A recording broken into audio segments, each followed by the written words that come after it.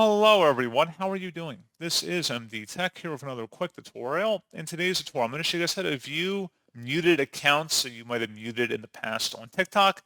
And if you want to unmute an account, it's a very simple process as well. So without further ado, let's go ahead and jump straight into it. So all you have to do is open up your TikTok profile page by selecting the profile button in the bottom right, and then select the hamburger icon at the top right corner, and select where it says Settings and Privacy. Underneath Content and Display, select Content Preferences. And then at the bottom of this list, it should say Muted Accounts. Left click on that.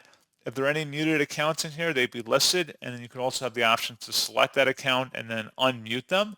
So pretty straightforward process on that, guys. And as always, thank you for watching. I do hope I was able to help you out. And I do look forward to catching you all in the next tutorial. Goodbye.